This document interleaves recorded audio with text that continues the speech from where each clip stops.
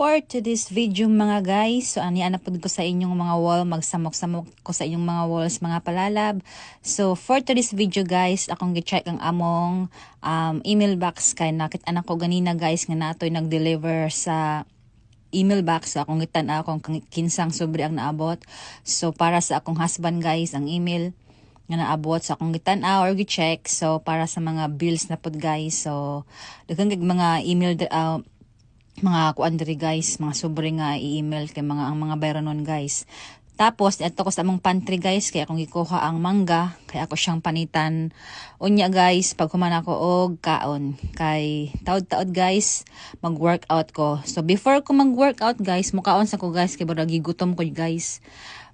Gigutom ko gamay, so gikuha na ko akong rice dira guys nga mais na good siya nga kanon guys, tapos akong leftover nga pansit.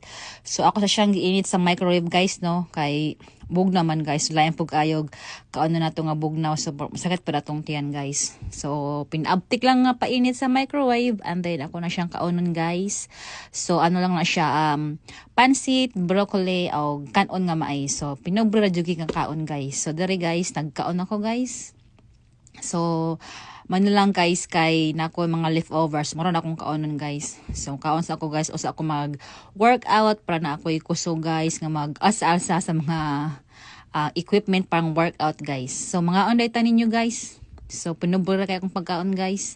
Kanon lang na siya nga mais guys. Ako raman isagod sa balay guys. So ako ra po magkaon kaya nga akong husband na aman siya sa work. So after no magkaon guys, manghugas ako plato kay para wala ko'y tambak nga plato guys. So naa man mi dishwasher guys, pero akong gusto guys ba kay kamot ra akong permi gamiton. So ang dishwasher karon wa nay pulos, wa nay gamit.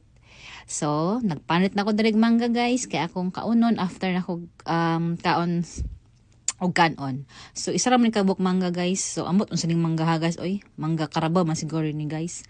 So amo na siyang napalit sa Walmart guys. So brag Carabao siguro nga mangga guys. So ako na siyang gi-slice diri guys og pinaabtik unya ato ring tilawan guys kung aslong ba.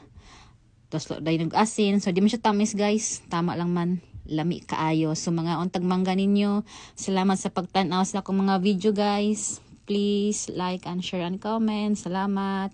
God bless us all. Bye bye.